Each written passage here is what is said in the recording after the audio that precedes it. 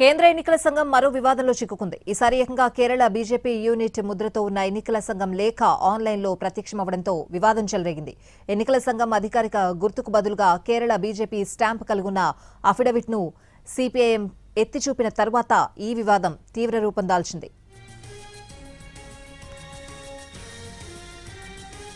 దీనిపై విపక్ష పార్టీలు తీవ్రంగా మండిపడ్డాయి. సుదీర్ఘ పోస్టులో ఈ పరిణామాన్ని సిపిఐఎం ప్రశ్నించింది. బీజేపీ అన్ని నటనలను వదిలేసిందా అని అడిగింది. భారత ఎన్నికల సంఘం, బీజేపీ రెండింటినీ ఒకే అధికార కేంద్రం నియంత్రిస్తున్నట్లు కనిపిస్తోందని ఆరోపించింది.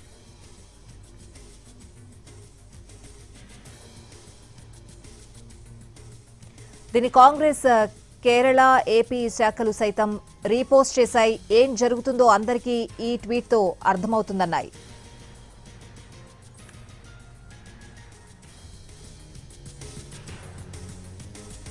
అయితే పార్టీ సమర్పించిన పత్రాన్ని పంపిణీ చేసే క్రమంలో జరిగిన పర్యవేక్షణ లోపం వల్ల ఈ పొరపాటు జరిగిందని, ఇది కేవలం క్లరికల్ తప్పిదమని ఎన్నికల సంఘం పేర్కొంది. ఈ లోపాన్ని గుర్తించి వెంటనే సరిదిద్దినట్లు, ఈ ఘటనపై ఒక అసిస్టెంట్ సెక్షన్ ఆఫీసర్ను సస్పెండ్ చేసినట్లు తెలిపింది.